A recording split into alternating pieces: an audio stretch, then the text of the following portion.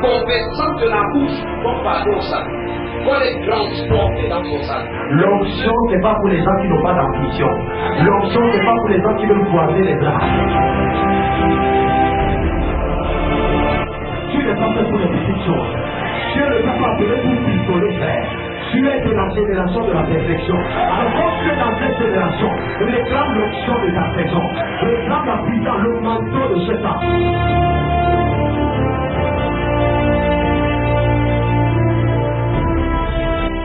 Je suis la poutre au monde qui n'a pas fait Satan. Dieu est capable. Parce qu'il est dans ta vie, tu ne manques rien. Il office tout ça, vous êtes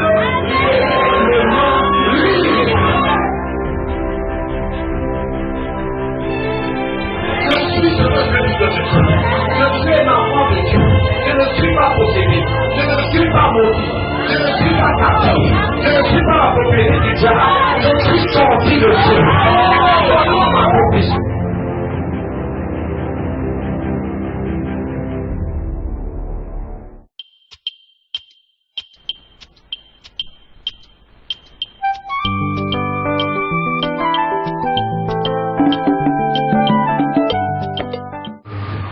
Nous voulons exactement te connaître comme nous sommes connus de toi.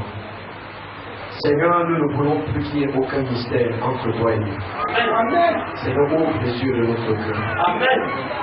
Seigneur, nous savons, Père, que tu ne nous as pas accordé un ensemble de codes, un ensemble de lois, un ensemble de règles, mais tu nous as introduits dans une nouvelle vie. Amen. Seigneur, donne-nous de faire l'expérience de la plénitude de la vie, Amen. de l'abondance de cette vie. Amen. Tu as dit à Nicodème que si quelqu'un naît d'en haut, il va entrer dans le règne où il y a les miracles qu'il voyait. Seigneur, nous voulons entrer de manière effective dans ce règne. Père, donne-nous de vivre une vie qui correspond à notre saison, à cette époque dans laquelle tu nous as positionnés sur la terre. Seigneur, nous ne voulons pas seulement être des chrétiens, nous voulons être des chrétiens en conformité avec ta pensée pour cette saison. Seigneur, vous pouvez entendre la compréhension de chacun d'entre nous au nom de Jésus. Amen. Apporter du bois et bâtisser la maison. Avant le séminaire, on avait commencé ce message le soir. Voilà. La première partie consistait à nous amener à identifier la maison qu'il faut bâtir, n'est-ce pas? Voilà. Et on a dit, nous sommes entendus qu'il y a une maison que Dieu bâtit pendant 3 jours. Hein? On va d'ailleurs renforcer cette idée ce soir. Donc, lisons d'abord Agé chapitre 1, verset 8. Vous avez trouvé? Voilà. Agé 1, verset 8. Je vais à partir du verset 7. Ainsi par l'Éternel des armées, considérez attentivement vos voies. Montez sur la montagne, apportez du bois et bâtissez la maison. J'en aurai de la joie et je serai glorifié, dit l'Éternel. Alléluia. Donc nous avons tous, on a déjà lu ce texte, mais je vais quand même resituer le contexte. C'est Dieu ici qui est en train de faire le reproche au peuple d'Israël, parce que chacun se complaisait dans sa vie, dans ses intérêts, dans ses objectifs, dans ses buts personnels, et la maison de l'Éternel était délaissée. En réalité, cette maison avait commencé à être reconstruite à travers un groupe de leaders comme Zorobabel, comme Esdras, comme le souverain sacrificateur Josué. Et il y a eu la persécution qui s'est levée. Donc la persécution s'est levée et à un moment donné, les travaux étaient arrêtés. Mais le temps était venu de reconstruire la maison. Mais, bien aimé, les personnes qui étaient censées la construire ont saisi l'opportunité de la difficulté pour justifier leur inactivité, pour justifier le fait qu'ils ne se levaient pas pour bâtir. Donc, et on a vu la dernière fois que ce texte nous révèle beaucoup de choses. Parce que Dieu lie la prospérité de son peuple à la construction de sa maison. On est d'accord?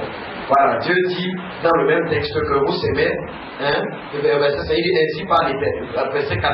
Est-ce le temps pour vous d'habiter dans vos demeures lambrissées? Bon, les maisons avec les lambris, vous connaissez ce que ça veut dire, les maisons avec le bois. Et ce n'est pas un luxe que tout le monde pourrait se donner, même jusqu'à aujourd'hui. Vous ne trouvez pas beaucoup de maisons avec les lambris, n'est-ce pas? Voilà, parce que pour habiller toute sa maison avec du bois, il faut avoir des moyens, la possibilité de le faire. Donc, le peuple vivait, donc c'est une façon de dire que le peuple vivait dans l'opulence, dans la luxure. Ils avaient des moyens, ils avaient de l'argent. Est-ce le temps pour l'habiter dans vos demeures lambrissées? Quand cette maison est détruite, ainsi par l'Éternel des armées, considérez attentivement vos voies. Dieu dit, regardez un peu ce que vous faites. Vous semez beaucoup et vous recueillez peu. Vous mangez et vous n'êtes pas rassasié. Vous buvez et vous n'êtes pas désaltéré. Vous êtes vêtu et vous n'avez pas chaud. Le salaire de celui qui est engagé comme dans un sac percé. Ainsi par l'Éternel des armées, considérez attentivement pourquoi. Dieu dit au peuple que chacun regarde un peu à sa vie. Regardez tout ce que vous entreprenez. Vous allez constater que vous faites des efforts, mais vous n'avez pas toujours le résultat que vous attendez après avoir fait l'effort. Vous semez et vous ne recueillez pas. Vous attendez à des contrats et les contrats là ne viennent pas toujours. Bon, j'essaie d'adapter ça à nous aujourd'hui. À l'époque, bien aimé, le peuple d'Israël était un peuple essentiellement agraire, donc il comptait essentiellement sur l'agriculture. Nous aujourd'hui, nous connaissons l'industrialisation. Donc on pourrait dire, chacun d'entre nous peut adapter. Le plus important, c'est la pensée de fond. La pensée de fond, c'est que vous travaillez et vous ne touchez pas le résultat de votre travail. Et Dieu dit pourquoi? Il dit ici, il dit que parce que chacun d'entre vous a abandonné sa maison et allait plutôt construire sa propre maison. Amen. Donc le peuple était en train d'embellir leur maison et ils avaient laissé la maison de Dieu. Ici la maison était physique, vous voyez un peu. La maison de Dieu était une maison physique. C'est le temple de Salomon qui avait été détruit par les Babyloniens et que Esdras est venu reconstruire. Alléluia. Voilà. Mais quand nous sommes allés au chapitre 2, je vous rappelle souvent pour ceux qui n'étaient pas, quand nous sommes allés au chapitre 2, nous avons compris ensemble qu'en réalité, la maison qui était reconstruite était une leçon pour quelque chose de plus tard. Parce que le prophète dit, quel est parmi vous, verset 3 d'Agite 2, il dit, quel est parmi vous le suivant qui a vu cette maison dans sa gloire première. En d'autres termes, quel est parmi vous la personne qui avait contemplé la maison-ci, quand Salomon venait de la construire. Il dit ici que, et comment la voyez-vous maintenant, telle qu'elle, ne paraît-elle comme rien à vos yeux? Et quand vous regardez cette maison, est-ce que vous voyez, ça ne ressemble pas comme quelque chose qui ne vaut rien? Alors que vous connaissez tous comment Salomon avait bâti ce temple pendant pendant longtemps. Donc, regardez la maison là aujourd'hui, elle ne ressemble pas à grand chose. Après, verset 8, il dit ici que, verset 7, il dit, je prendrai toutes les nations, les trésors de toutes les nations viendront, et je remplirai de gloire cette maison. Voyez un peu, je remplirai de gloire cette maison, dit l'Éternel des armées. L'argent est à moi et l'or est à moi, dit l'Éternel des armées. Il dit, la gloire de cette dernière maison, vous comprenez, de cette dernière maison sera plus grande que celle de la première. Amen. La gloire de cette dernière maison sera plus grande que celle de la première maison. Amen. Et je vous amène à comprendre qu'en fait, la maison, il n'y a qu'une seule maison dans laquelle Dieu habite véritablement. Amen. Voilà, il n'y a qu'une seule maison, mais le temple en Israël était juste un type de cette maison, une représentation. C'est pour dire que, bien aimé, la construction du temple est aussi une représentation de notre participation dans la construction de cette maison. Amen. On a vu dans Jean chapitre 2, verset 19, le Seigneur Jésus a montré effectivement où se trouvait la dernière maison. Puisqu'il a dit, détruisez-moi ce temple-ci. Et en 3 jours, je le relèverai. Dans l'autre terme, le temple là n'était même pas le dernier. Ici, ça s'agit du temple d'Hérode. Parce que Hérode aussi a reconstruit le temple qui était toujours beau. Et le Seigneur Jésus dit, détruisez-moi ce temple. Et en 3 jours, je vais le relever. Donc, dans Jean chapitre 2, verset 19, et la Bible déclare que les disciples, quand Jésus est ressuscité, se sont rappelés de cette parole. Mais Jésus ne dit pas que détruisez ce temple et le troisième que je vais le relever. Il dit, et en 3 jours, je vais le relever, n'est-ce pas? Alléluia. Amen. Et plus loin, Paul dit que le temple là en réalité c'est l'église, c'est le corps de Christ. Dans 1 Corinthiens 3, c'est ne savez-vous pas que vous êtes le temple du Saint-Esprit et que l'Esprit de Dieu habite en vous. Dans 1 Corinthiens 6, il dit que si quelqu'un détruit le temple de Dieu, Dieu le détruira. Et le temple de Dieu c'est vous, c'est ce que vous êtes, c'est ce que vous êtes. Vous êtes le temple de Dieu. Alléluia.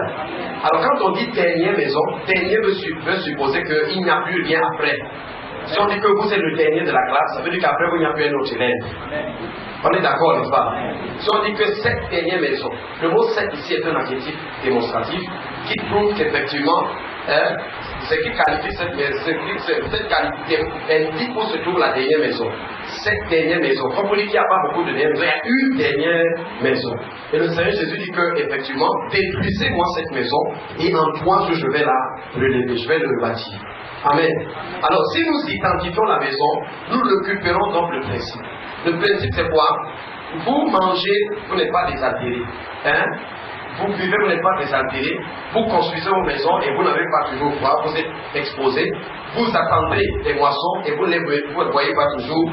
Hein? Et le Seigneur dit quoi? Il dit à cause de ma maison qui est détruite, à cause de ma maison qui ne se porte pas bien, à cause de ma maison effectivement qui est dans un mauvais état. Amen. Et après, au verset 8 à G, il dit donc apportez du bois, montez à la maison, montez sur la montagne, hein, apportez du bois, toi bâtissez la maison. 3 actions. Montez sur la montagne, apportez du bois et bâtissez la maison. Alors, si, bien aimé, ce que Agé indique ici était une figure, puisqu'il y avait une maison à bâtir, et que nous aussi on appelle à bâtir la maison, cela suppose que, puisque Dieu ne change pas, les formes et les façons de faire, les contextes peuvent changer, mais les principes de Dieu restent les mêmes. Alléluia. Alors Dieu dit ici qu'on a vu que le texte ici nous révèle quoi? Il nous révèle tout simplement que la vraie prospérité, Dieu l'a cachée dans son œuvre. Est-ce que vous voyez un peu? Voilà. Le problème, c'est qu'on nous a appris à faire le transfert d'argent à l'église. On nous a dit apporte l'argent, Dieu entre les mains de Dieu, Dieu va te faire la loterie, Dieu va te rembourser beaucoup d'argent. Donc en réalité, on ne donnait pas notre argent parce qu'on voulait construire, parce qu'on voulait bâtir la maison de Dieu. Mais nous avons apporté notre argent parce que l'homme de Dieu va l'arrêter, après il va nous retourner et on aura beaucoup d'argent. Vous voyez un peu?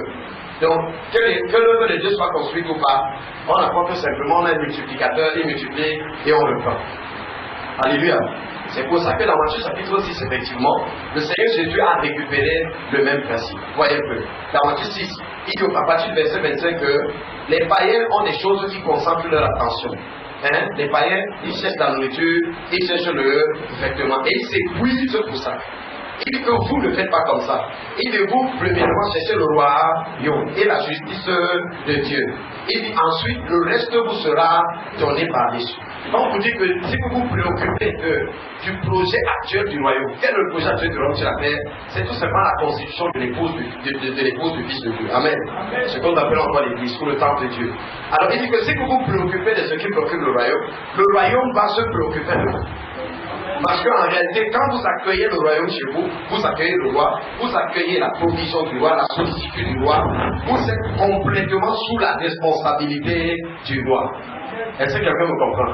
Il dit donc que cherchez le royaume et la justice de Dieu et le reste vous sera donné par-dessus. Et vous vous rappelez, une fois ci, je vous ai parlé de la perspective du royaume, n'est-ce pas? C'était toujours un dimanche comme ça. Fait imaginez un peu que vous allez à l'école dans le but de faire avancer le royaume. C'est-à-dire que vos études ne sont plus vagues. Vous n'étudiez plus parce que vous voulez subvenir aux besoins de votre famille. Même si votre capacité vous permettra de le faire.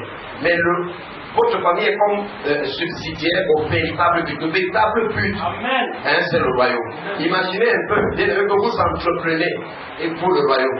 Hein, vous créez des entreprises parce que vous voulez impacter le royaume. Parce que vous voulez que le royaume avance. Parce que vous voulez que ce qui préoccupe le cœur de Dieu puisse effectivement avancer. Parce que quand on fait l'état des lieux quand même dans l'église, le constat est clair. On parle beaucoup plus de bénédiction à l'église qu'on ne voit vraiment les gens bénis. Quand je parle de la bénédiction ici, vous êtes bénis, bien sûr spirituellement, mais je parle de la bénédiction matérielle. Je parle d'avoir la substance de la bénédiction, d'avoir l'argent entre ses mains, d'avoir la provision financière. Est-ce que quelqu'un est d'accord avec moi? Voilà. C'est un peu la même chose partout. Quand on dit béni, parfois c'est le pasteur qui est béni. Parfois, c'est la famille qui a changé. Bon, on ne le voit pas. Mais je suis pas en train d'accuser les pasteurs. Le pasteur peut être béni parce que c'est quelqu'un qui est intelligent, qui sait utiliser son intelligence. Un pasteur peut faire des placements de son argent. Il peut entreprendre des choses. Il peut faire du commerce. Amen. Il faut savoir exploiter ses propres relations. Donc, je suis parti vous dire que si vous voyez un pasteur qui est prospère, regardez les critiques que c'est de ta faute, il a pris l'argent des gens. Amen. D'ailleurs, je ne peux pas dans ce jeu-là. Vous comprenez? Il faut vraiment éviter de juger de façon active. Parce que vous pouvez bien aimer dire quelque chose sur quelqu'un, après vous vous rendez compte que vous êtes tombé. Mais vous avez déjà fini de dire ça à beaucoup de gens, vous ne pouvez plus attraper des personnes auprès desquelles vous avez exactement dit cela. Amen. Parce que bon, il y a cette propension aujourd'hui. Vous comprenez? Il y aura un tribunal qu'on appelle le tribunal de Christ, où Jésus va examiner l'œuvre des gens.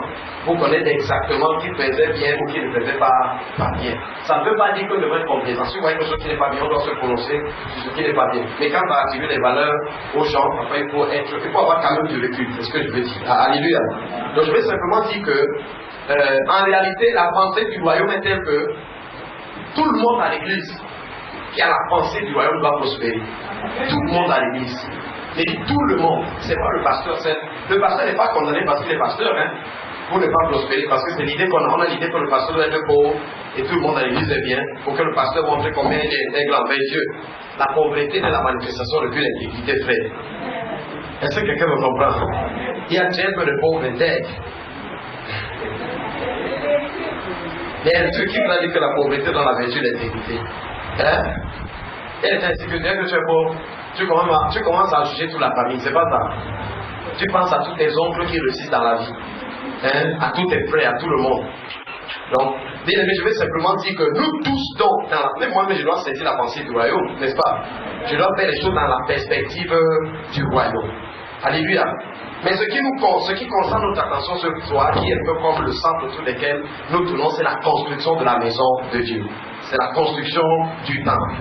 Et vous avez remarqué une chose, quand vous lisez dans la Bible, si vous avez l'opportunité d'avoir les livres qui ont les images, vous allez voir que le peuple de Dieu campait autour du tabernacle. Hein? Ça veut dire que quand les peuples, les 12 tribus d'Israël s'installaient, ils s'installaient par groupe de 3 tribus. Hein, dans les 4 points cardinaux du temple. Le temple était au centre et tout le monde était à gauche, hein, vous voyez un peu, à droite. Et je peux vous dire une chose, il n'y a pas un peuple sur la terre qui étonne comme le peuple d'Israël, qui donne. C'est cette mentalité en fait qu'on retrouve aux États-Unis. Bien aimés les Juifs, Dieu a fixé tellement de fêtes là-bas que je suis sûr que si vous étiez un Juif, vous allez dire que Dieu exagère. Hein? Et à chaque fête, Dieu dit que ne venez jamais me boire et même vivre. Venez toujours avec quelque chose. Chez les Juifs, quand un enfant naît, tu viens avec l'offrande au temple. Alléluia. Le jour où tu veux faire l'action de grâce, l'offrande. Tu as même péché, l'offrande. Tu veux faire le vœu, l'offrande. Tu viens de recueillir ta moisson, l'offrande. Les Juifs est un peuple d'offrande. Est-ce que quelqu'un me comprend? Mais si vous allez voir que ce sont les gens qui contrôlent l'économie du monde. Les Juifs. Ne voyez pas les Américains comme ça. Quand on dit Américains, en réalité, c'est tout simplement les Juifs. Vous comprenez, le World Trade Center là, ce sont les Juifs. Ce sont eux qui contrôlent l'économie du monde. Quel que soit l'endroit où ils sont, ce sont les meilleurs, ce sont ceux qui sont au top, ce sont ceux qui sont en haut. Alléluia. Et Paul a expliqué ça dans la parole. Paul dit que quand vous pratiquez donc, vous commencez à participer dans l'œuvre de Dieu. Bon, dans 2 Corinthiens, il s'agissait ici de construire le temple dans le sens de prendre soin des pierres qui sont dans le temple. C'est-à-dire que les frères qui sont à Jérusalem étaient dans la pauvreté à cause de la crise, la grande famine qu'il y avait dans le monde. Alors l'apôtre Paul allait dans les églises et demandait aux églises de contribuer pour qu'on puisse soutenir ces frères. Alléluia. Mon message ce soir, c'est de te donner la culture d'apporter le bois. Il faut que tu apprennes à apporter le bois, que tu apportes ton bois aussi. Amen. Voilà. Donc, et pour dire que quand vous allez donner, regardez, il ne dit pas que Dieu peut vous donner l'argent d'abord. Il dit Dieu peut vous combler de toutes sortes de grâces. Maintenant, quand vous êtes comblé de grâce, vous possédez toujours. Amen. Frère, je vous dis la vérité. Vous comprenez? Si vous apprenez, parce que c'est pas que Jésus a dit je te remets les clés du royaume. Les clés du royaume. Beaucoup d'enfants de Dieu, surtout nous les Camerounais, on aime beaucoup la parole, mais on n'applique pas la parole. On peut parler du donner ici, mais on ne donne pas. Vous pouvez avoir votre entreprise. La fin du mois, vous mangez votre dîme, vous mangez tout votre argent, vous donnez ce qui vous semble bon. Vous n'appliquez pas le principe de Dieu. Frère, on dit à la loi au témoignage, vous comprenez? Si vous faites un tour au Nigeria, j'ai bien été là-bas, et vous regardez nos églises ici, vous allez voir que c'est le jour et la nuit. Quand on dit donner, hein? Et ce n'est pas étonnant que ce soit la première puissance économique d'Afrique. Il ne suffit pas d'avoir seulement le pétrole pour la première puissance économique d'Afrique. Je tiens à vous dire qu'au Nigeria, il n'y a pas AES solaire.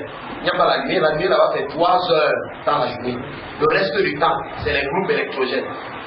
Hein? Vous avez les sons, les lacs d'eau, tout ça ici. Est-ce que quelqu'un me comprend dans la salle? Oui, bien aimé dans le Seigneur. Donc, bien aimé, si tu as la culture de la chicheté, si tu as la culture du radinisme, tu es un radin, tu décides, frère, tu t'es condamné. Parce que Dieu ne fera pas quelque chose de plus pour toi. Et je vous ai expliqué la dernière fois que c'est pour cette raison que si vous lisez dans Exode 25, vous allez voir que Dieu a laissé le sort de la construction du tabernacle entre les mains du peuple d'Israël. Alléluia. C'est-à-dire que quoi? Dieu dit à Moïse que quoi? Il ne dit pas qu'aller prendre les 10 000 les offrandes. Il dit prélevez-moi les offrandes volontaires. On ne forçait personne. Si la volonté des gens ne réussit pas à donner la quantité d'offrandes qu'il faut pour que le tabernacle soit construit, on va attendre. Hein? Tu vas continuer à les exhorter jusqu'à ce qu'ils apportent. Regardez, Dieu veut que c'est son peuple qui donne l'offrande pour construire son temple. Alléluia. Dieu veut. Je pense même que dans cette série d'enseignements, je vais vous faire un peu une sorte de synthèse du séminaire de Yaoundé sur la révélation de chaque offrande. Sur quel est le principe spirituel qui est caché derrière chaque offrande. Pourquoi la dîme n'est pas l'offrande? Pourquoi Dieu ne peut pas dire qu'apportez-moi seulement l'argent? Parce que les gens disent que la dîme n'est plus de Dieu, on est sous la loi. La dîme n'a pas commencé sous la loi, frère. La dîme est un principe dans le royaume de Dieu. La dîme a commencé avec Abraham, qui est le père des circoncis, le père des incirconcis. Alléluia. Donc, bien aimé, la dîme est antérieure à la loi. Est-ce que quelqu'un me comprend? Oui, bien aimé. C'est pour ça qu'on dit à la loi et au témoignage. Allez voir les autres, vous allez voir. Les principes de la Bible que je connais sont tels que, même si je pars où, je n'ai que mes mains ici, je vais les appliquer et prospérer. Est-ce que vous comprenez ça? Que personne ne vous trompe, vous pouvez prospérer. Mais il faut appliquer les principes de la prospérité. Voilà. Je dis ici que quand vous êtes dans la famille, parce que vous avez délaissé mon œuvre, hein? Vous manquez de tout parce que mon œuvre a été abandonnée. Vous ne vous souciez pas de mon œuvre. Vous ne vous impliquez pas dans mon œuvre. Vous ne prenez pas soin de mon œuvre. Est-ce que quelqu'un me comprend dans la salle? Oui, tu n'apportes pas ta part de morceau de bois. C'est clair que tu vas vivre ce que le verset a dit. C'est ça, frère. Est-ce que vous comprenez? Je vous dis une chose, votre travail seul ne peut pas pouvoir tous vos besoins. Ce n'est pas possible. Vous touchez combien? Supposons que tout le monde ici touche même 100 000 le mois. Avec 100 000 le mois, honnêtement, vous pouvez vivre. 100 000 le mois. Si vous payez le loyer, supposons que vous payez le loyer 35 000, ceux qui ont le studio. Hein? Vous payez l'eau et la lumière combien? 10 000. Ça fait déjà 45 000, n'est-ce pas? Hein? Si vous êtes même 3 chez vous, vous allez manger combien par jour? 3 000. Le transport, le téléphone. Hein? Vous voyez que vous avez besoin d'une intervention surnaturelle. Vous avez besoin de quelque... C'est pas vrai, les mamans. Pourquoi? C'est pour ça que Dieu te dit donc applique les principes avec le Dieu que tu as. Puisque ça ne peut pas te suffire, même ta truc tango, ça ne te suffit pas plus. Est-ce que quelqu'un me comprend? Oui, frère. Regardez tous ceux qui disent qu'on ne donne pas la dîme, ils sont pauvres. Regardez tous ceux qui disent que la dîme c'est pas bon. Parce que eux ils voient dans la dîme un moyen d'enrichir le pasteur. La dîme c'est pas pour le pasteur. Vous comprenez? Non, rien à l'église n'est pour le pasteur. Le pasteur fait partie de l'église. Alléluia. Le pasteur est un ouvrier dans l'église. Comme il y en a beaucoup. Il n'est pas le seul ouvrier dans l'église. Il y a deux types d'ouvriers dans l'église. Il y a les ouvriers qui sont là plein temps, il y a les laïcs, les gens qui sont là, qui travaillent, mais qui ne sont pas à la charge de l'église. Dans toutes les églises sérieuses, bien aimé, c'est comme ça que ça se passe. Est-ce que quelqu'un me comprend dans la salle? Oui, bien aimé. Donc, bien aimé, vous avez remarqué, non? J'espère que je suis en train de raconter des histoires. Amen. Il dit, vous s'aimez beaucoup. Il dit, c'est le verset 6 encore, en verset 6. Il dit, vous s'aimez comment? Beaucoup. Et vous le cueillez peu. Vous voyez ça? Vous s'aimez beaucoup. Vous faites même les heures supplémentaires. Hein? Vous travaillez. Même dans la nuit, vous travaillez. Même à minuit, vous êtes toujours au travail. 2 heures du matin, toujours au boulot. 4 heures, toujours au boulot. Toujours en train de travailler. Vous s'aimez beaucoup, mais vous ne le cueillez parce que vous êtes. Mais est-ce que tu connais qu'il y a un pouvoir dans l'offrande? Il y a une puissance dans l'offrande. Ce n'est pas une vraie offrande. Tu ne fais pas les offrandes qu'on te force, après tu dis que va alors donner. Il y a une puissance dans l'offrande. C'est pour ça que regardez, David avait la révélation de la puissance de l'offrande. L'offrande fait partie de ce qu'on appelle les clés de David. Quand David a dit que dans l'air d'Arun, selon vos versions, la Bible, et que Arun lui dit, prends mon air, prends ma surface, fais l'offrande, fais le sacrifice, qu'est-ce qu'il dit? Il dit que quoi? Il dit, je ne donnerai pas à l'Éternel des sacrifices ou des holocaustes qui ne me coûtent. Vends-moi ça. Frère, quelle mentalité. Vous entendez ça? Quelle mentalité. Il dit, vends-moi ça, taxe-moi. Dis-moi combien ça coûte. Le gars lui dit, prends les sacrifices, prends le bois, serre-toi chez moi. Pas sacrifier. David connaissait. Frère, quand c'est le temps des offrandes, tu prends l'argent chez quelqu'un, tu viens donner. La personne qui a donné, tu as juste de transporter.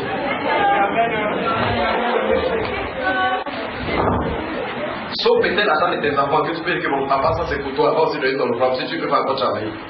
Oui, frère, si tu n'as pas le plan, demande pas l'argent au voisin. Ça ne sert à rien. Tu l'aides juste à transporter.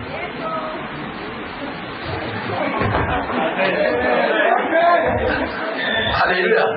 Tu l'aides juste à se déplacer avec lui. Tu l'aides juste à transporter cela. Et Dieu a besoin aujourd'hui des gens qui ont le souci de son œuvre. Bien, mais je vous dis que c'est la clé fondamentale de tout ce qui veut prospérer dans ce temps dans lequel nous sommes. En réalité, le temps de la reconstruction, nous sommes dans la fin du temps de la reconstruction de la maison dont Jésus a parlé. Jésus a dit en 3 jours, il n'a pas dit le troisième, en 3 jours. En d'autres termes, cette reconstruction va me prendre 3 jours. Dans les principes d'interprétation, la Bible, il y a ce qu'on appelle la loi de la double référence. Cela suppose que le verset rappelait vraiment dit que Jésus sera ressuscité au 3e jour, le corps de Christ. Mais, bien aimé, quand Christ est monté, le Saint-Esprit est descendu, il n'y avait plus, Jésus est devenu quoi, la tête d'un corps, il n'est plus devenu le corps entier. Est-ce que quelqu'un me comprend? Voilà. Et la Bible dit dans 2 Pierre chapitre 3, verset 15, je vais comme et que 1000 ans sont comme alors 3 jours suppose que dans 3000 ans, dans le 3e millénaire effectivement, c'est là que la maison va se terminer, n'est-ce pas? Est-ce que quelqu'un me comprend? Demande à ton voisin, qu'est-ce que tu sais que nous sommes dans le 3e jour? Dis-lui, est-ce que tu sais que nous sommes dans le 3e jour? Et je suis convaincu, bien aimé dans le Seigneur, que c'est au début du 3e jour que les choses vont se passer. C'est-à-dire que qu'on ne vivra pas beaucoup d'années dans ce millénaire que la parole du Seigneur ne se soit accomplie. Allez dans Osée chapitre 6 soir. Alléluia. Alors qu'est-ce que j'essaie de te dire? J'essaie de t'amener à devenir quelqu'un qui apporte le poids de manière prophétique. Quand je dis prophétique, je vais dire que quoi, tu es inspiré par la pensée de Dieu dans ton temps. Regardez, imaginez un peu ce soir que Jésus apparaît à nous tous ici et qu'il nous dise que mes enfants, dans un an je reviens. Je suis sûr que vous allez vendre tout ce que vous avez. Vous allez même aller à la mission au Bangladesh, au Kazakhstan. Tu vas même démissionner. C'est vrai? Répondez, c'est vrai? Levez la main si c'est vrai, si vous croyez. Si le Seigneur vous a parlé que dans un an, maintenant tu as su que comment venir vivre. Tu envoies les bénéfices. Tu peux me demander qu'à la mission va encore aller où vous êtes parti. Peut-être. Attendez, il est vrai. Tu vas regarder ton salaire, on me paye combien? 650 000. Le Seigneur revient bientôt. Ça me tient même à quoi. Je ne peux pas aller souffrir avec les pygmées là-bas. Je vais parler à Dieu au moins 50 personnes chaque jour. Parce que dès que le Seigneur te dit je reviens bientôt et qu'il dit bientôt. Donc c'est un bientôt, vraiment bientôt. Il dit que ma rétribution est avec moi. Donc j'ai mon salaire. Je dis Seigneur, ma part sera pas là-dedans. Il dit regarde ton corps, il a encore vie. Frère, est-ce que vous comprenez? En répondant à cette question, vous êtes accusé. Vous avez dit un autre thème que bon, comme on est encore consacré, il viendra dans 4000 ans. C'est pour ça qu'on prend tout notre temps. On le servira comme les gars d'Abraham. Vous allez louer Dieu comment? Si vous savez que le Seigneur vient dans un an. Demande à ton voisin que voisin, si le Seigneur te dit qu'il revient dans 6 mois, tu vas le servir comment? Comment tu vas disposer ton argent pour lui? Comment tu vas disposer de ton temps? Est-ce que quelqu'un me comprend dans la salle? Osée, si vous savez toujours Osée, ils sont alors Osée va nous donner d'autres informations. Verset 1. Regardez ce qu'Osée dit. Osée dit, venez, retournons à l'Éternel. Car il a désiré, mais il nous guérira. Il a frappé, mais il vendra nos plaies. Il nous rendra la vie dans 2 jours. Vous avez vu ça? C'est Osée qui parle. Donc il parle ici du peuple d'Israël. Il nous rendra la vie dans 2 jours. Dans 2 jours, on va commencer la vie va revenir. Disons la suite. Le 3e jour, il nous relèvera. Et nous vivrons comment? Devant lui. Le 3e jour. Vous savez ce qu'Osée dit ici? Osée a prophétisé. Vous voyez, l'Église en fait est le moyen. L'Église est le média par lequel Dieu procède pour communiquer aujourd'hui. Vous comprenez? C'est-à-dire que, et pour que l'Église le devienne, Dieu a d'abord mis Israël à l'écart pendant quelque temps. Est-ce que quelqu'un me comprend? Donc l'instrument de Dieu aujourd'hui, c'est-à-dire que si les Juifs sont les instruments de Dieu, ils doivent l'être aujourd'hui dans l'Église. Est-ce que quelqu'un me comprend? Bon, avant cela, lisons Ézéchiel 37, on va voir quelque chose là-bas. Ézéchiel, c'est avant Daniel. Ézéchiel 37, la vision, comme c'est la vision des ossements desséchés, non?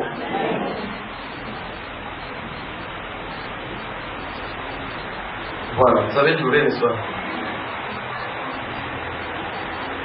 Hein? Ici, donc, le prophète Osée a prophétisé, puis Daniel, Ézéchiel a prophétisé sur les ossements desséchés. Osée est venu dire, donner le timing. Ça veut donc dire que quoi, entre la chute et le relèvement d'Israël, nous sommes au milieu. Hein? Est-ce que quelqu'un me comprend? Nous avons 3 jours. Pendant les 3 jours, le temple doit être bâti. Hein? Après les 3 jours maintenant, Dieu a sa demeure, n'est-ce pas? Ézéchiel 37, ça veut trouver. La main de l'Éternel fut sur moi, me transportant en esprit, me déposa au milieu d'une vallée remplie d'osseurs, et me fit passer auprès d'eux tout autour. Et voici, ils étaient fort nombreux, n'est-ce pas? À la surface de la vallée, c'était complètement sec. Il me dit, fils de l'homme, ces eaux pourront-ils revivre? Je répondis, Seigneur, tu le sais. Je ne vais pas lire toute l'histoire. Vous pouvez lire l'histoire dans la maison.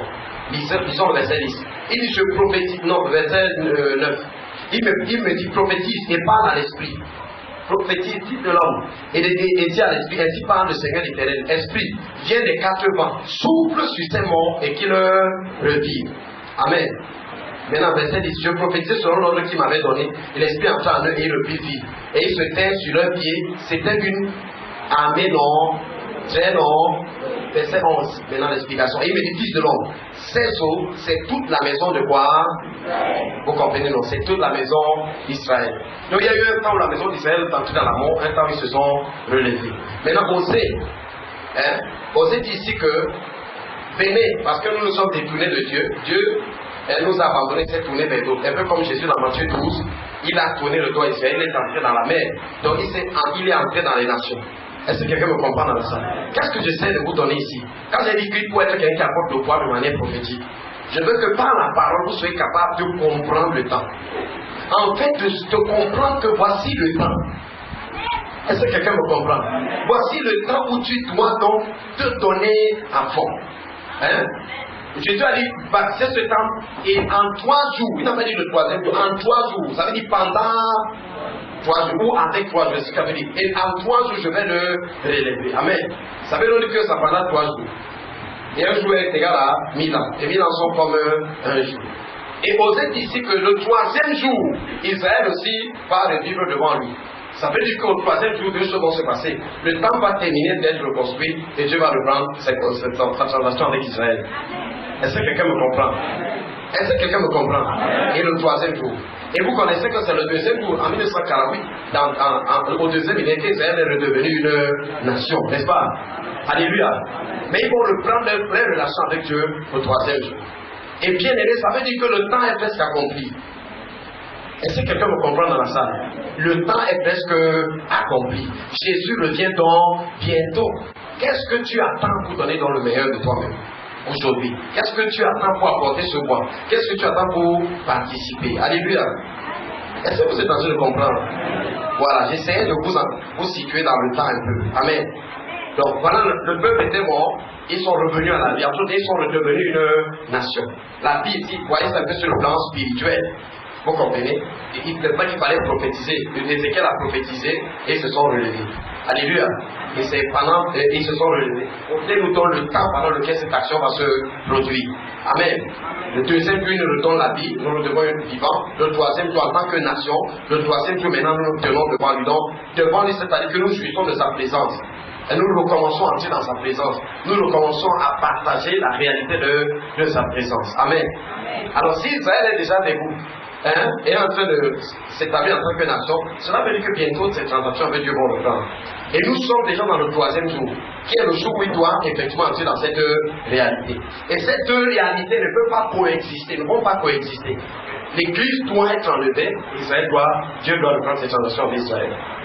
Est-ce que quelqu'un me comprend? Ça veut donc dire qu'il ne te reste plus beaucoup de temps. C'est aujourd'hui que tu dois bien aimer travailler de manière absolue pour le Seigneur. C'est aujourd'hui que tu dois donner le meilleur de ce que tu as pour le Seigneur. Est-ce que quelqu'un me comprend? Allez dans 1 Corinthiens chapitre 3 même. Ici, l'apôtre Paul, effectivement, vous voyez, ce qui faisait la force de l'apôtre Paul, c'était sa capacité à transposer les principes de l'Ancien Testament dans les réalités du Nouveau Testament. Amen. Alors, qu'est-ce que Paul dit dans 1 Corinthiens 3? 1 Corinthiens 3, verset 9. Vous avez trouvé? Lisons ensemble. Car nous sommes ouvriers avec qui? Ouvriers avec... Alors, si le Seigneur dit qu'en toi je le relèverai, ça veut dire que le Seigneur ne fait pas seul, n'est-ce pas? Le Seigneur fait avec qui? Le Seigneur fait avec qui? Avec toi, n'est-ce pas? Donc tu dois participer dans ce travail de relèvement, n'est-ce pas? Dans ce travail de reconstruction. Il dit que vous êtes le champ, l'édifice... Paul dit deux choses ici. Il dit que moi-même je fais partie de l'édifice, moi-même je fais partie de ceux qui bâtissent l'édifice. On est d'accord? Est-ce que quelqu'un comprend? Donc je fais partie de l'édifice. En tant que quelqu'un qui fait partie de l'édifice, toi tu peux me bâtir. En tant que toi qui fais partie de l'édifice, moi aussi en tant qu'ouvrier, je peux te bâtir. Nous sommes dans l'édifice et nous bâtissons l'édifice. Est-ce que quelqu'un comprend? Bien aimé, pour ceux pour qui ça semble compliqué, nous sommes en train de parler du fait que nous tous, nous devons participer à l'accomplissement du dessein de Dieu. Alléluia. Et Dieu nous a tous appelés pour ça. Et il n'y a pas des gens que Dieu a appelés pendant que les autres se reposent. C'est un tort bien aimé dans l'église. Qu'il y ait des gens qui se tuent à la tâche pendant que les autres sont clairement dans le repos. Ils les laissent faire toutes choses. Et eux, ils sont là-bas en train de le faire. Pendant que d'autres sont là, ils sont pleins de responsabilités. D'autres sont à l'église, ils n'en ont pas du tout. C'est un tort, frère. Et si tu es à l'église, on ne te dit pas ça, c'est qu'on est en train de te tromper un peu. Pourquoi? Parce que bien aimé, l'apôtre Paul dit que l'œuvre de chacun. Jésus dit que je viens bientôt et ma rétribution est avec pour rendre à chacun. Donc, bien aimé, chacun a sa récompense. Chacun a son salaire. Chacun a quelque chose qu'il doit faire.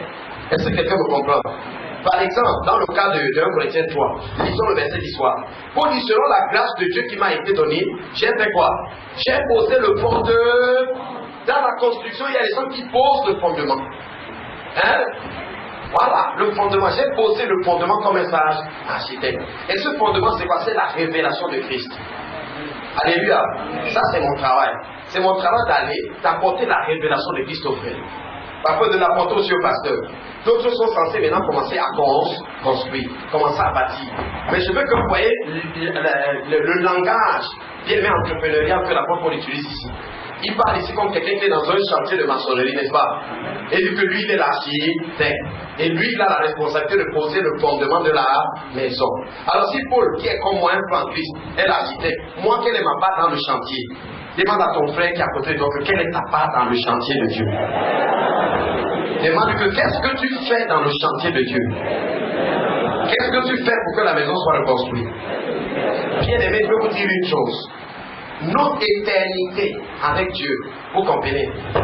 Notre position dans l'éternité sera déterminée par la qualité de notre participation dans l'œuvre de Dieu. Est-ce que vous comprenez ça? L'œuvre de Jésus nous a ouvert la porte de l'éternité.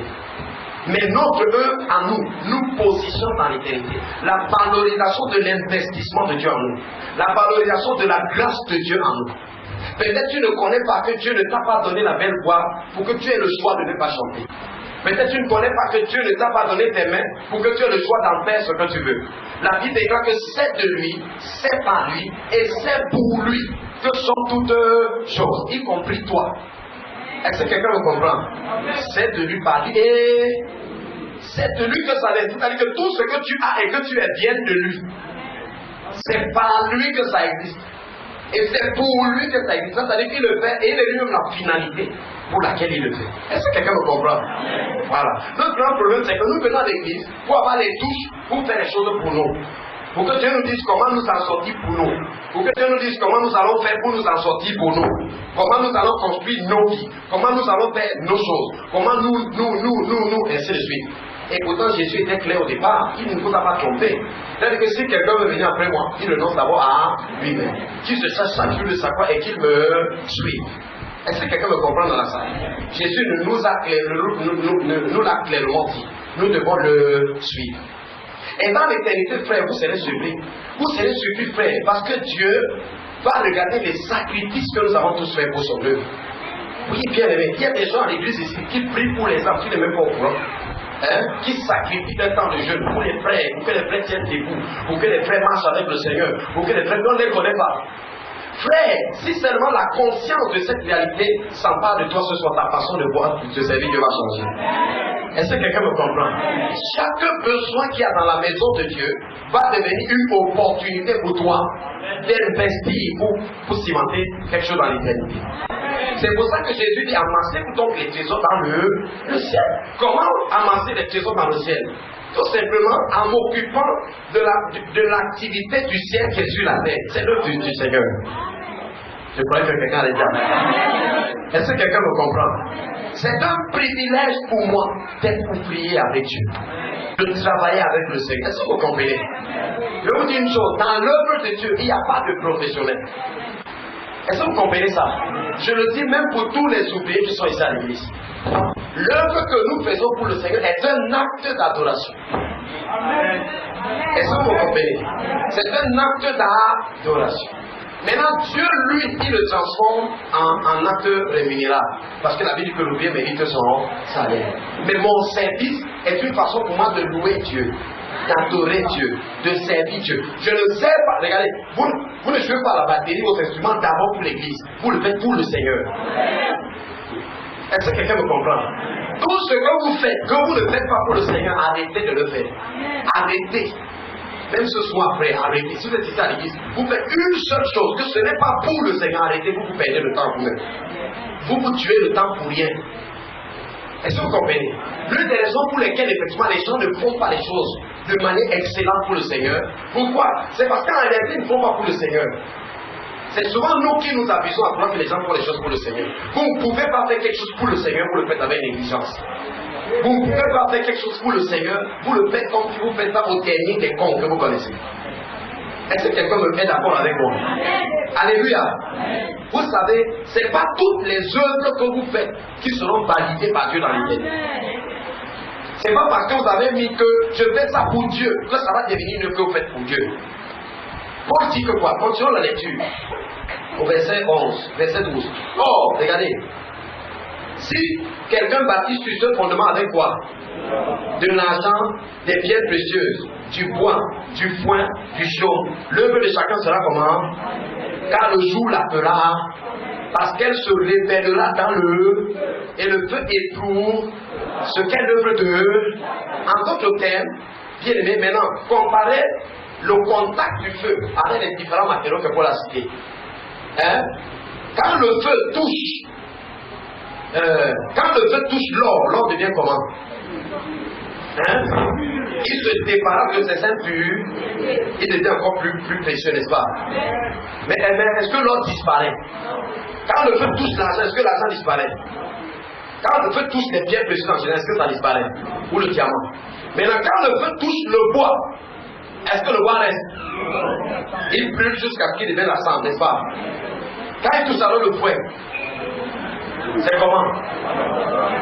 Est-ce que quelqu'un voit ça? Alléluia.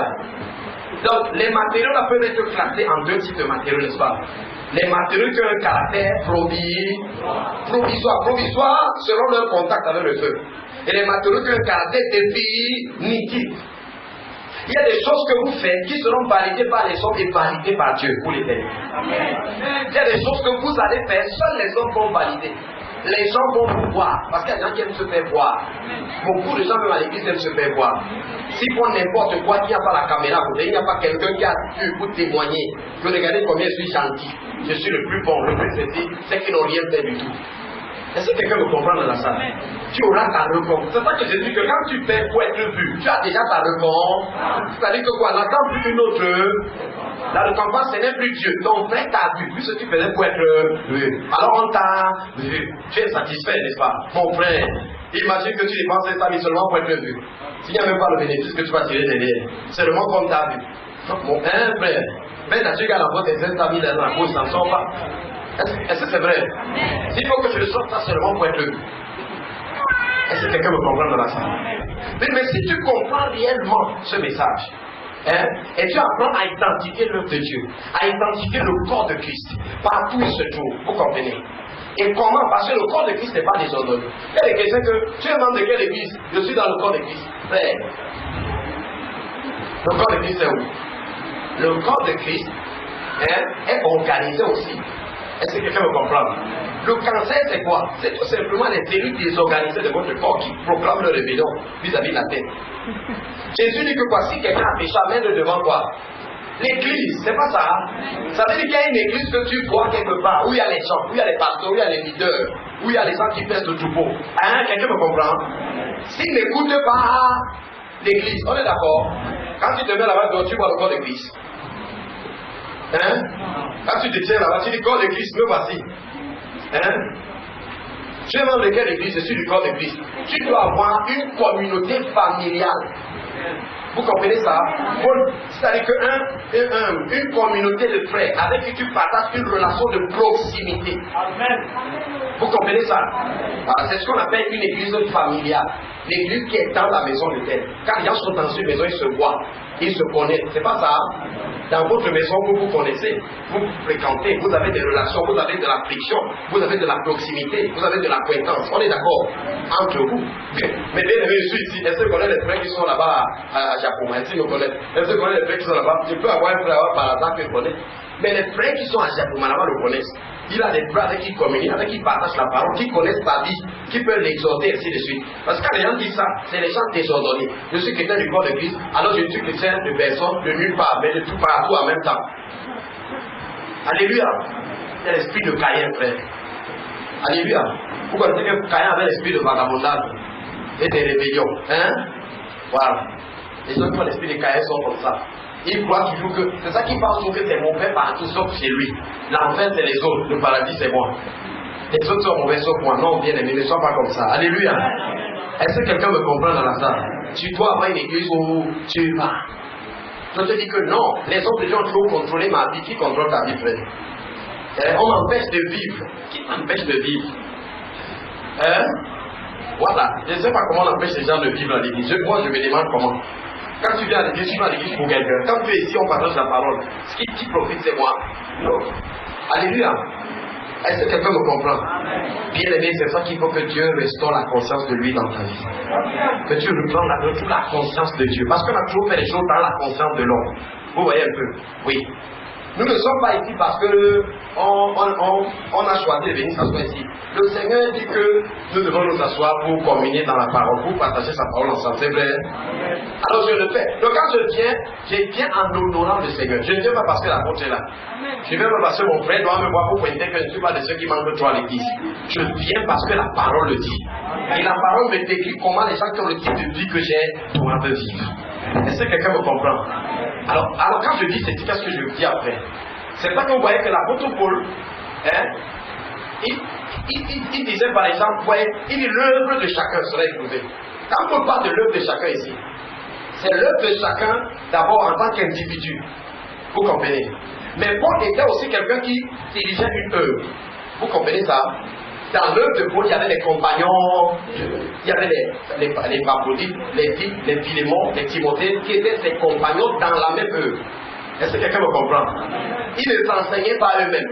Paul disait que ce que vous avez entendu de moi, ce que je vous ai enseigné, confiez dans les hommes fidèles. Si j'étais que pasteur du corps de Christ, je m'en vais chercher dans le corps de Christ. Corps de Christ, tu es où? Dis-moi quelque chose.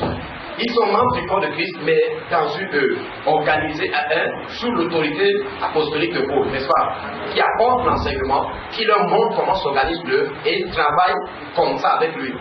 Mais il ne travaille pas pour lui, il travaille pour le Seigneur.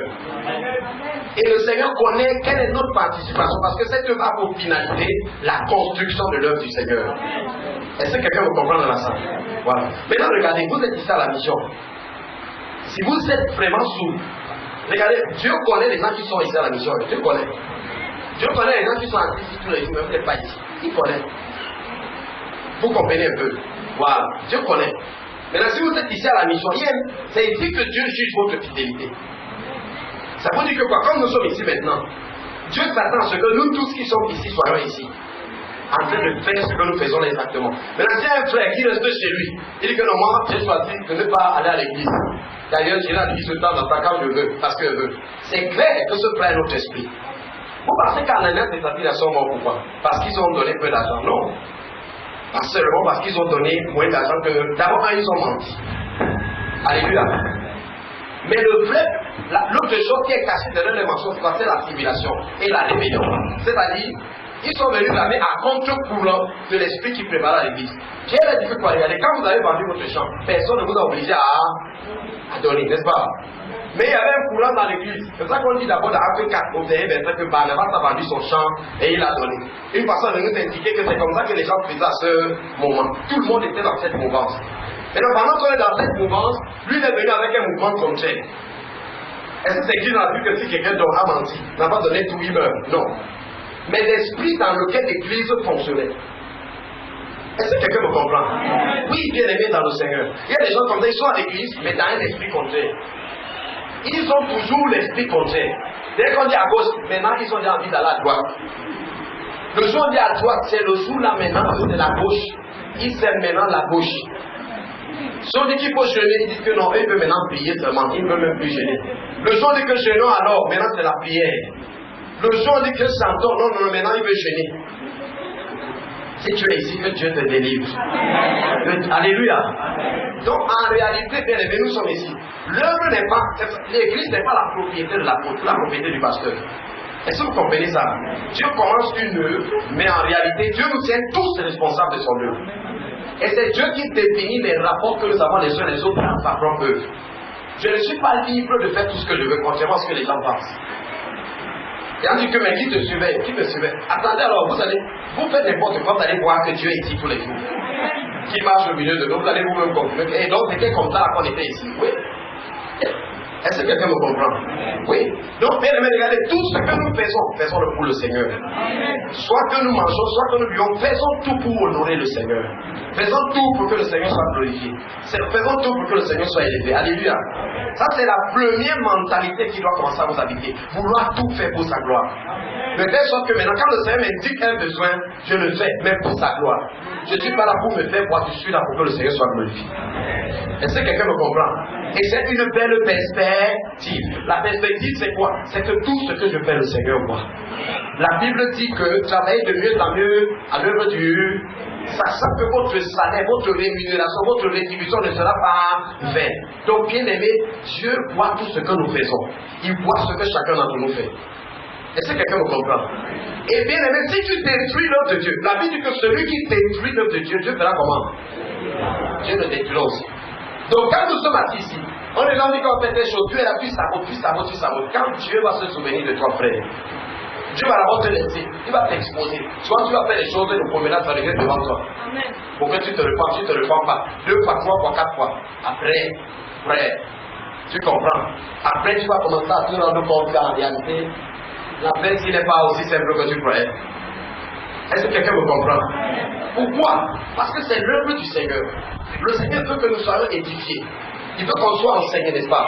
Il veut qu'on le connaisse davantage. Il faut que, bien aimé, nous puissions l'embrasser davantage. Il veut se révéler davantage à nous, pour que nous puissions profiter de la vie qu'il nous a donnée, pour avoir de plus en plus une relation intime avec nous. Frère, toute chose qui travaille contre ça, le Seigneur s'attaque à ça. Oui, bien sûr. Toute chose qui travaille contre ça. Est-ce que quelqu'un me comprend? Oui, bien aimé. Donc quand le Seigneur se rend compte qu'à l'église, c'est toi qui capes les divisions. C'est toi qui fais qu'il n'y a pas d'unité à l'église. Le Seigneur va te traiter. Le temps va venir où tu vas te rendre compte que tu croyais que c'était le pasteur seul, comme le pasteur n'est pas là, il te voit. Que le Seigneur est dans cette affaire plus que le pasteur. Est-ce que quelqu'un me comprend? Alors, à partir de ce soir, j'ai une nouvelle conscience. Dieu est le bâtisseur de son œuvre. Et moi, j'ai le privilège d'être un collaborateur, de participer. Alléluia. Quel privilège. Quel privilège j'ai. Si tu comprends ça, frère, tu as gagné. Je vais te raconter l'histoire du pasteur je ne sais pas ce qui est venu me voir ici. Je vais raconter son témoignage. Il m'a dit que ne vois pas le pasteur Christ béni comme ça. Ce n'est pas tellement les offrandes que les gens donnent d'abord. Il a d'abord l'esprit du don. Il dit qu'un jour, il vient une télévision américaine avec des problèmes d'argent. Ils ont envoyé une annonce qui veut de l'aide. Il dit qu'à cette époque, en une vieille époque, Le pasteur qui venait de toucher pour ses 10 000 $, il a mis ça dans l'enveloppe, il a tout donné. Une télé qui ne passait pas, qui n'est pas sa télé, mais ça veut dire que la télé s'y impacte les gens. La télé s'y bénit les vies des gens. Alléluia. C'est comme ça. Il dit que là-bas, c'est comme la concurrence du donné au Nigeria. Il dit que c'est comme la compétition du donné. Ça, les gens voient tellement que mon frère, quand tu donnes, tu reçois, qu'ils sont tétans juste pour essayer de jouer. Est-ce que quelqu'un me comprend? Quand tu comprends, ça, ils ont compris. Regardez, il y a des gens au Nigeria. Un jour, il y a un monsieur qui a apporté une offrande à Wina Shopping. Et l'évêque, vous voyez, l'épaule a pu apporter une offrande. Il a dit, regardez, là, tu sors avec l'argent. Si le monsieur l'avait, il venait de voler. Il a dit que sors ici avec. Le Saint-Esprit a dit que l'argent, ce n'est pas un bon argent. Pendant que les gens venaient avec les offrandes, lui aussi venait donner comme tout le monde. Regardez un bandit. Il croit que si Dieu prend mon argent, son œuvre va avancer. Et il va aussi pas avancer mon œuvre. Non, regardez, c'est mauvais ce qu'il faisait, non, mais la manta. Un bandit. Il croit que Dieu, si tu prends mon argent, si ton œuvre va avancer, toi aussi, quand tu veux frapper les gens, tu vas mettre l'option.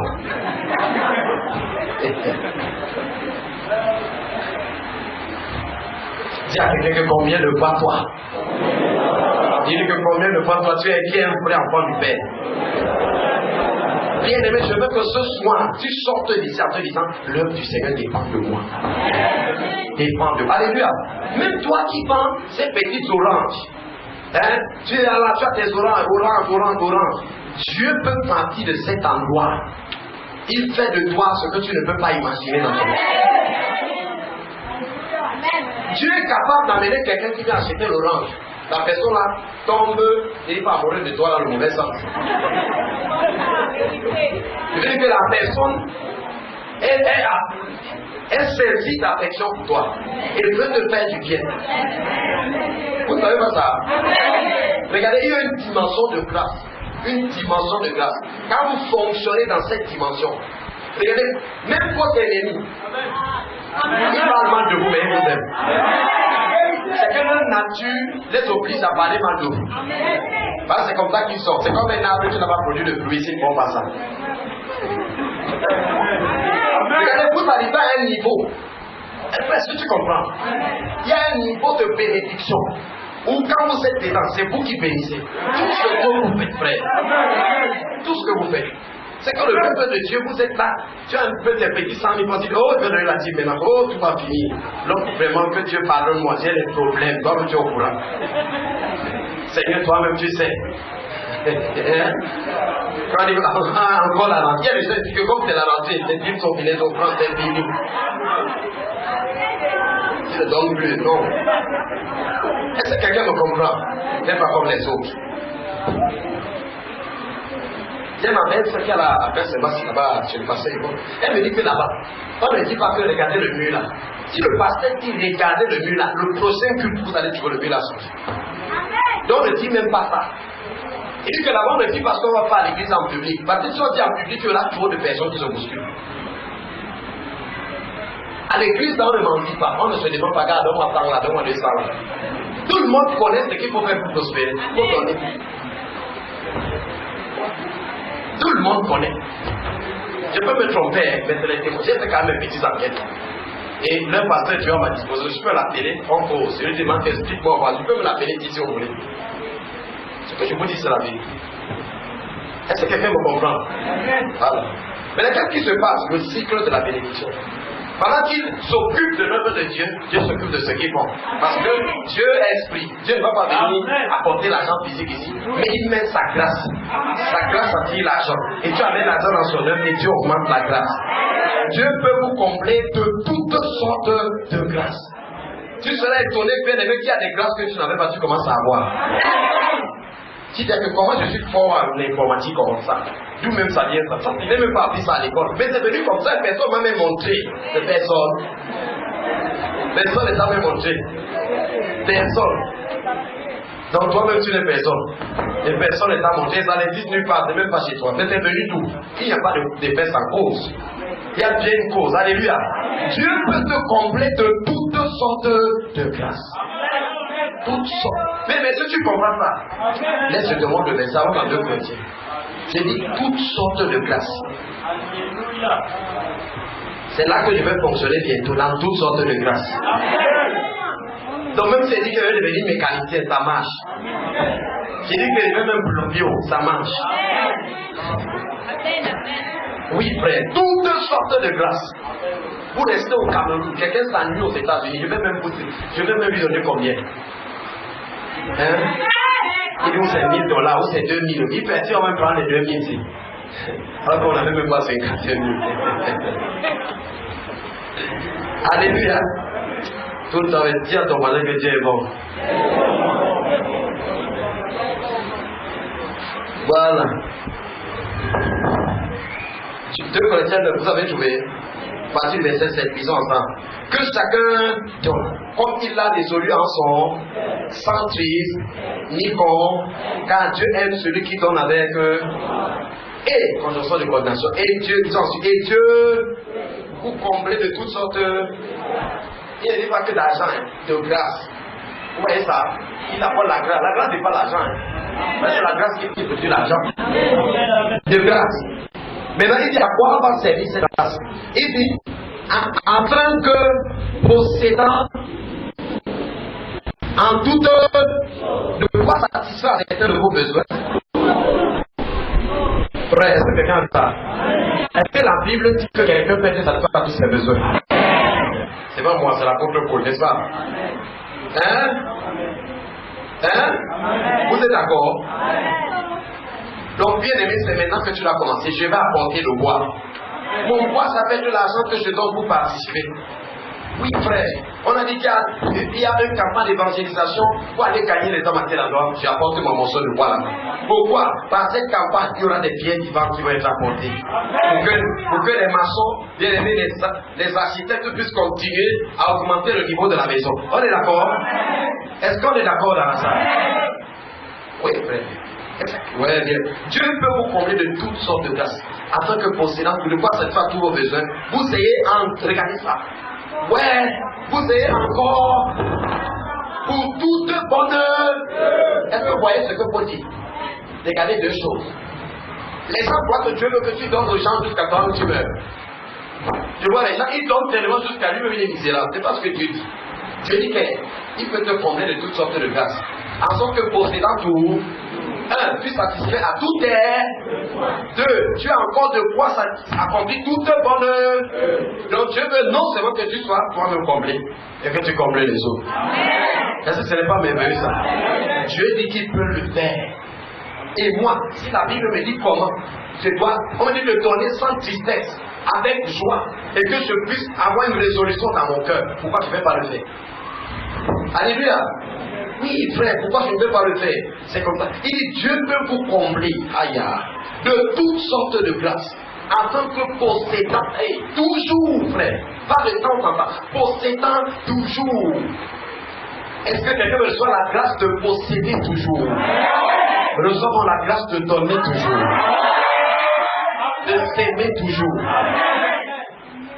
S'il y a quelqu'un que rien ne va plus m'échapper ici. C'est ici que Dieu juge ta fidélité, frère. C'est ici. C'est pas dans ton désordre là. Oui, chrétien du corps de Christ. Oui, frère, c'est dans ton église, dans ton ensemble. Là où il y a l'œuvre à laquelle tu participes. Là où tu es compagnon d'eux. C'est là que Dieu. En sorte que possédant toujours. Dieu peut te faire posséder toujours, frère. Est-ce que quelqu'un me comprend? Et il montait sur la montagne. Je veux te rassurer que tu es déjà sur la montagne. La Bible dit que nous sommes la ville qui est située au sommet de la montagne. La montagne représente quoi? Genèse 22. À la montagne de l'Éternel, il sera pourvu. Qu'est-ce qu'il y avait sur la montagne? Il y avait le temple sur la montagne. Est-ce que quelqu'un me comprend? Le temple était sur la montagne. Donc là où Abraham a donné l'offrande, le bébé qui a remplacé Isaac, c'est là que le temple a été construit plus tard. Donc c'était une révélation que Dieu est en train de montrer. Il disait que le temple est le lieu de la provision. Donc ceux qui sont attachés à cet endroit, ceux qui sont liés à cet endroit, parce que la partie la plus importante du temple c'était l'autel. Est-ce que quelqu'un me comprend? C'est pour ça que dès que le sacrifice a changé, le temple a changé. Dès que le nouveau sacrifice parfait définitif est venu, il n'y avait plus la raison d'être que l'autre temple existe. Est-ce que quelqu'un me comprend? Oui, bien aimé dans le Seigneur. Donc il dit qu'en montant sur la montagne, Jésus t'a déjà amené là-bas. Apportez du bois. Bien aimé, voici ta saison. Apporte ton bois. Apportez du bois. Frère, avant de terminer, disons Exode 25.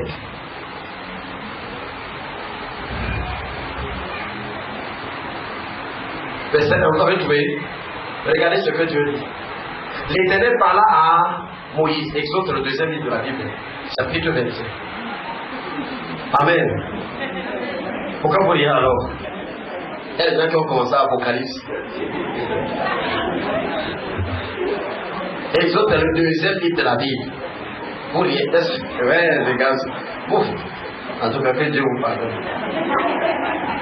Donc il n'y a pas les nouveaux ici à l'église. Exode 25, vous avez trouvé? L'Éternel parla à Moïse et dit, parle aux enfants qu'ils m'apportent une. Vous la recevrez pour moi. De tout homme qui la fera de bon. Regardez, parle à qui? À qui? Donc Dieu dit à Moïse d'aller parler à son peuple, n'est-ce pas? Il dit que vous, mon peuple, apportez-moi une offrande. Mais il dit qui la recevra? Il dit à Moïse que vous la recevrez pour moi. Parce que Dieu est esprit, n'est-ce pas? Dieu ne viendra pas tendre sa main pour recevoir l'offrande. Il dit que quand tu apporteras cette offrande, la main de Moïse va la toucher. Mais ce n'est pas Moïse qui la prend, c'est Dieu qui la prend. Est-ce que quelqu'un me comprend? Il dit, vous la recevrez de moi, n'est-ce pas? Pour moi, de tout homme qui la fera comment? De bon cœur. Donc tout ce que tu fais avec le mauvais cœur, tu dois déjà comprendre que Dieu n'a pas touché, n'est-ce pas? Alléluia. C'est l'argent que tu as gaspillé. Mets sur les gars pour ton cœur avant de donner. Il dit, voici ce que vous recevez d'eux en offrant de l'or, de l'argent, de l'erreur. Vous voyez ça? Hein? Verset 8. Ils me feront, au pluriel, ils me feront un sang et s'appliquerait au milieu d'eux.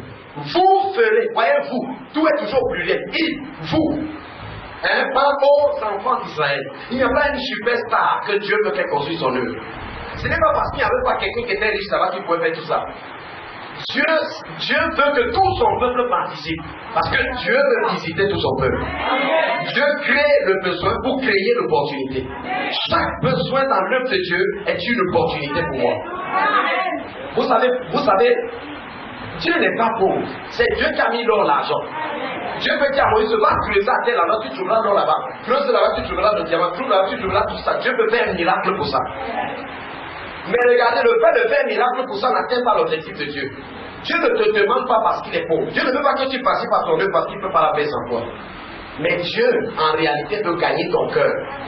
Dans toute ta vie, Dieu veut toujours gagner ton cœur. Ton offrande témoigne de la disposition de ton cœur vis-à-vis de Dieu. C'est ça que Dieu dit que tu la recevras de moi, de tout homme qui la fera de bon. En réalité, l'offrande à l'extérieur doit refléter le cœur. C'est-à-dire la main est comme l'extension de ce que le cœur fait. La main comme le débordement du cœur. Est-ce que quelqu'un me comprend? Oui, je l'appelle. Ouais, en fait, c'est parce que je ne peux pas enlever mon cœur et mettre dans ma main. Mais cette offrande montre ce que mon cœur est. C'est pour ça que regardez, avant de toucher à ce que vous donnez à Dieu, il dit, regarde d'abord votre cœur. La Bible dit que l'Éternel porta un regard favorable d'abord sur Abel, ensuite sur l'offrande. Dieu a d'abord regardé Abel avant de regarder l'offrande. Est-ce que quelqu'un me comprend dans ça? Donc je voulais simplement vous montrer que pour construire le tabernacle, Dieu ne peut pas parler à ces gens. Dis-leur que j'attends d'eux. Et Dieu veut que tout son peuple participe. Si on lit, vous lisez jusqu'au chapitre 40, vous allez voir que le peuple d'Israël a tellement apporté d'offrandes. Comme Moïse était obligé de les supplier que pardon, laissez comme ça. N'apportez plus. Laissez comme ça, c'est trop. Est-ce que vous me comprenez? Pourquoi? Parce que, bien aimé, quand votre offrande révèle aussi le niveau de votre consécration. Là, regardez, la façon dont vous vous donnez à Dieu démontre le véritable amour que vous avez pour lui. L'amour que vous avez pour Dieu n'est pas dans les paroles, c'est pas dans les moments d'adoration quand chacun ment à Dieu là. Dieu, je t'aime plus que tout.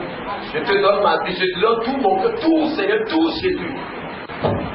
I surrender. Oh. Hein, bien aimé. Dis à Dieu, je te donne tout.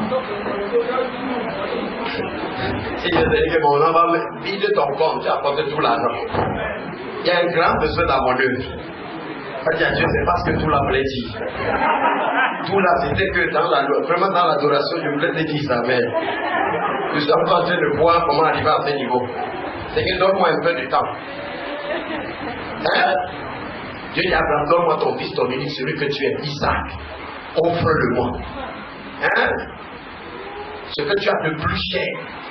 Maintenant, les miens t'as dit, on dit ainsi, tu regardes ton truc. Ah, j'ai les pieds de version. C'est pas une grosse enveloppe, tu viens. Alléluia. Dieu dit que apportez-moi l'or, l'argent, les règles. Hein? L'or. Dieu dit à Moïse que va. Regarde, Dieu dit pas que le peuple, les filles sont riches, les filles sont l'argent. Dieu dit que va demander à mon peuple. Ça veut dire que quoi? Dieu connaît l'argent qu'il a mis dans ta poche. Il a mis dans ma poche. C'est pour ça que Dieu dit va leur demander, je leur ai donné cet argent. Dieu ne peut pas te demander ce qu'il ne t'a pas donné. Si Dieu te demande, c'est qu'il t'a d'abord donné. Et il va leur demander qui m'apporte cet argent. Alléluia. Donc, bien aimé dans le Seigneur, Dieu dit là-bas, apporter du bois.